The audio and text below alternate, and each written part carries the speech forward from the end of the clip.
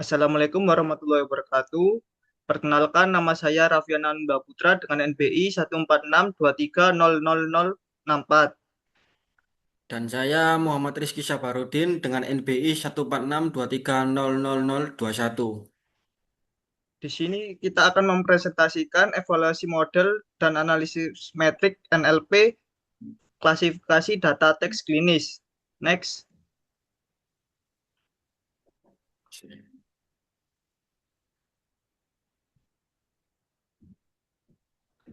Di sini untuk agenda presentasi yaitu yang pertama pendahuluan yang menjelaskan nanti latar belakang, rumusan masalah, tujuan. Yang kedua metode, dataset, pipeline, model ML, dan deep learning. Metrik. Yang ketiga hasil machine learning, metrik berkelas, convention metrik, kesalahan. Yang keempat hasil deep learning yaitu arsitektur, kurva pelatihan, convention metrik. Yang kelima perbandingan yaitu perbandingan antara machine learning dan deep learning. Terus yang keenam kesimpulan. Next. Terus untuk pendahuluan, next. Itu pertama latar belakang mengapa evaluasi model penting, yaitu setelah teks diubah menjadi fitur numerik pada tugas sebelumnya, tahap berikutnya adalah membangun model klasifikasi dan mengevaluasinya secara jujur dengan studi kasus, yaitu memprediksi kode ICD-10 dari catatan klinis dan hasil bacaan toraks. Evaluasi bukan sekedar melihat akurasi, perlu dianalisis dengan precision, recall, F1, conversion metric, ROC, AUC, validasi silang, dan uji signifikasi. Terus next, untuk rumusan masalah, yang pertama bagaimana menerapkan dan mengevaluasi model machine learning dan deep learning pada klasifikasi teks klinis. Yang kedua, metrik apa yang tepat dengan kelas tidak seimbang. Yang ketiga, pendekatan mana yang lebih efektif, machine learning atau deep learning. Next. Dari sini untuk tujuannya yang pertama yaitu menerapkan 5 algoritma machine learning plus 3 arsitektur deep learning. Yang kedua mengevaluasi, menghitung akurasi, precision, recall, F1, dan conversion metric. Yang ketiga yaitu menganalisis conversion metric, ROC, AUC, validasi silang, dan uji MC-NEMAR. Dan yang keempat membandingkan machine learning dan deep learning secara kuantitatif dan interpretasi. Next. Next. Dari sini untuk datasetnya yaitu berupa 500 data, yaitu terdapat dua kolom yaitu data klinis dan hasil bacaan toraks dengan label ICD-10. Sebelum difilter itu terdapat 10 kelas dan beberapa label yang dibuang. Terus setelah dibersihkan menjadi sekitar hanya 465 dokumen valid dan 7 kelas. Dan untuk data latihnya yaitu sekitar 348 dan data ujinya 117. Dan untuk distribusi kelasnya yaitu untuk J15.0 yaitu 104, J15.8 itu 75, J15.2 yaitu 73, J15.5 itu 65, J15.4 itu 57, untuk K ada ini 53, J15.1 itu 38. Next. Di sini untuk model machine learning yaitu terdapat baseline, Naive Bayes, decision tree, maksimum entropi atau log regression, terus yang linear SVM, dan terakhir KNN. Next. Dan untuk arsitektur deep learning, yaitu yang pertama simple RNN atau baseline, yaitu membaca kata satu persatu, membawa ingatan hidden state dari kata sebelumnya. Dan kelebihan dari simple RNN itu yaitu struktur paling sederhana, cepat dilatih, dan hemat memori. Nah, untuk kelemahan dari simple RNN itu lupa konteks jauh, kinerja rendah pada kalimat panjang. Next.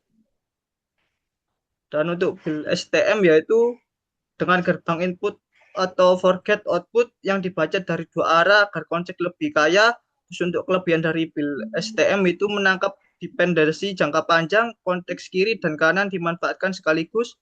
Untuk kelemahannya yaitu lebih berat dilatih dari RNN, tapi butuh cukup banyak data. Next. Untuk arsitektur untuk deep learning yang terakhir yaitu transformer yaitu self attention, setiap kata memperlihatkan seluruh kata lain secara paralel, urutan dijaga via positional encoding. Yang kelebihannya yaitu menangkap konteks jarak jauh dengan baik, paralel, proses lebih cepat. Kelemahannya yaitu sangat butuh data besar, rentan overfit pada dataset kecil. Next. Dan nanti untuk metrik evaluasi kita memakai akurasi, precision, recall, F1 score. Next. Next. Untuk ringkasan metrik seluruh model yaitu pertama untuk model maksimum entropi atau log regression, yaitu pendekatannya itu machine learning dengan akurasi 0,274, precision 0,341, recall 0,258, dan F1 makro 0,272, dan KNN pendekatan machine learning yaitu 0,231 dan precision 0,248, recall 0,208, dan F1 makro 0,21.0.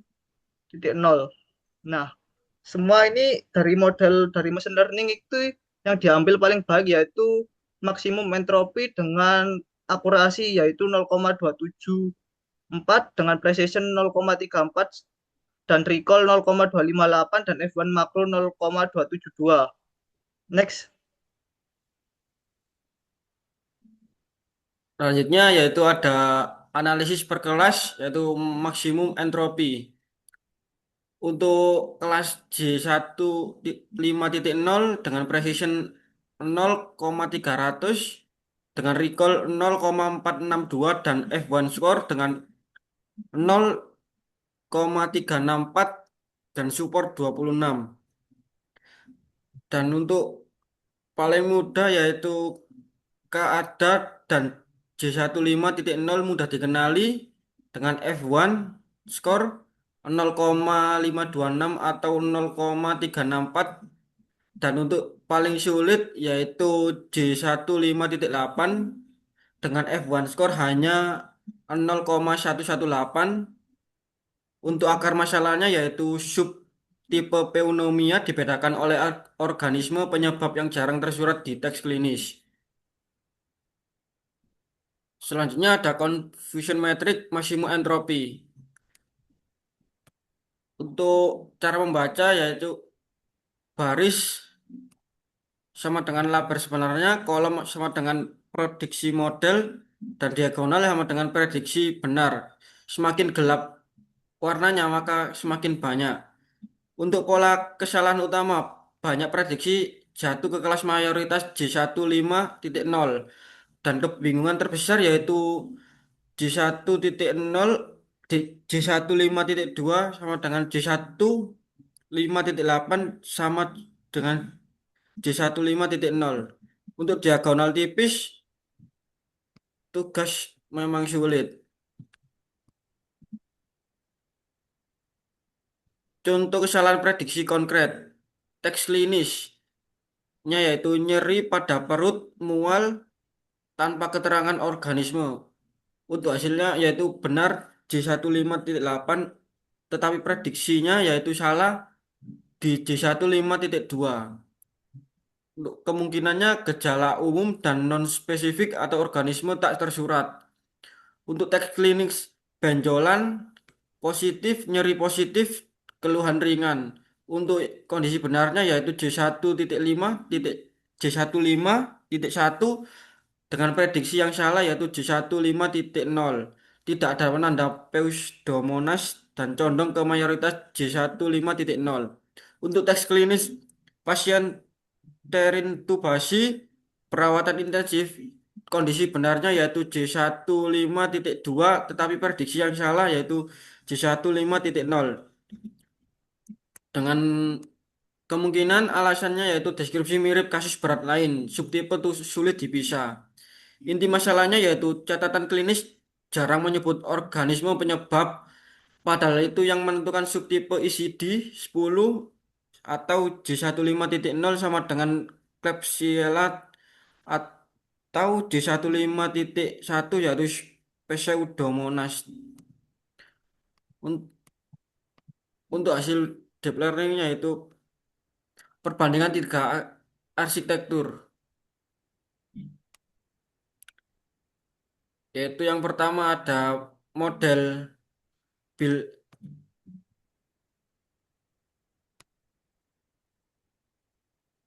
Bill STM dengan akurasi 0,21.4 dan F1 makro 0,153.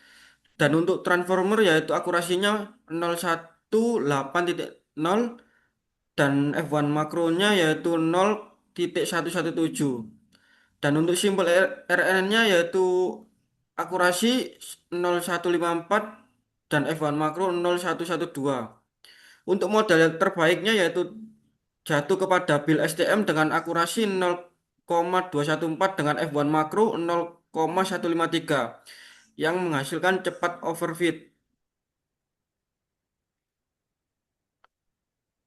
Untuk berikut adalah kurva pelatihan Bill STM. Loss latih turun, model belajar baik pada data latih. Untuk loss validasi naiknya yaitu model gagal generalisasi ke data yang baru. Untuk akar masalahnya yaitu dataset hanya 465 dokumen dan terlalu kecil untuk deep learning. Untuk confusion metric Bill STM di sini yang terlihat hanya kolom J15.0 hampir penuh dan hampir semua kasus diprediksi menjadi J15.0 dan menghasilkan diagonal tipis kecuali J15.0 dan K ada. Mengapa? Karena Bill STM biasanya ke kelas mayoritas karena mayoritas terlalu sedikit dan tidak ada penanda kuat untuk subtipe. Dan polanya cast over fit pada data kecil dan tak seimbang. Untuk selanjutnya yaitu perbandingan dan demo. Untuk perbandingannya yaitu machine learning dan deep learning.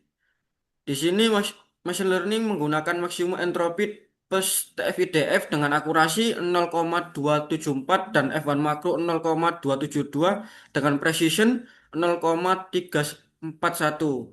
Dan untuk deep learning menggunakan Bill STM plus embedding. Untuk akurasinya yaitu 0,214 dan F1 makro 0,153 dengan precision 0,209.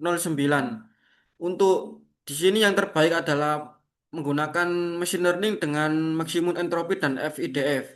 Dan untuk cocok untuk data kecil dan fitur sparse. Untuk di model MP dari text clip menjadi prediksi ICD-10. Untuk input awalnya yaitu pasien ter- terintubasi dalam perawatan intensif sesak positif. Setelah diproses menjadi case folding, cleaning, stopwatch stemming, dan DFIDF menggunakan model maksimum entropi atau logistic regression dan untuk menghitung probabilitas setiap kelas. Untuk outputnya yaitu dengan kode J15.0 dengan confidence 23% dan dengan kode J15.5 dengan confidence 22% dan untuk kode J15.2 dengan confidence 16%. Untuk confidence tertinggi hanya 23% dan jawaban benar ada di peringkat 3 dan hasil belum meyakinkan, perlu divalidasi tenaga medis lebih lanjut. Dan selanjutnya ada hasil evaluasi dalam bahasa yang mudah dipahami. Untuk belum aman dipakai otomatis. Akurasinya yaitu kurang lebih 27% dan masih jauh dari layak untuk menentukan diagnosis secara mandiri. Untuk hasil yang kedua yaitu cocok sebagai alat bantu awal, berguna untuk menyaring atau memberi saran dari awal sebelum pemeriksaan lebih lanjut. Dan hasilnya selanjutnya yaitu wajib divalidasi tenaga medis. Keputusan akhir tetap di tangan dokter, model hanya pendukung bukan pengganti. Dan masih bisa ditingkatkan lagi dengan lebih banyak data dan model seperti Indobird, akurasi berpotensi naik signifikan. Untuk kesimpulannya, yang pertama, 5 algoritma machine learning dan 3 arsitektur deep learning berhasil dievaluasi pada 465 dokumen klinis dan menjadi 7 kelas ICD-10. Untuk model terbaiknya jatuh kepada maksimum entropi plus TF-IDF dengan F1 makro 0,272 dengan akurasi 0,274 dengan makro AUK 6,35 dan machine learning mengungguli deep learning terbaik menggunakan model Bill STM dengan F1 score 0,153 karena keterbatasan data. Untuk validasi silang dan uji McNemar mengkonfirmasi hasil konsisten, tetapi evaluasi menyeluruh atau kurang sekadar akurasi. Untuk syarat pengembangannya yaitu menggunakan model Indobird embedding kontekstual yang memahami bahasa Indonesia untuk konteks klinis. Dan selanjutnya untuk sarannya yaitu perbanyak data, tambah volume data dan perbaiki konsistensi label termasuk klarifikasi keada. Dan sederhanakan label, kelompokkan subtipe agar lebih dapat dipelajari oleh model lainnya. Dan selanjutnya ada saran tuning dan balancing, penyetelan hiperparameter dan penyeimbang kelas atau smooth. Berikut adalah kode dari beberapa machine learning, deep learning, dan evaluasi terkait NLP.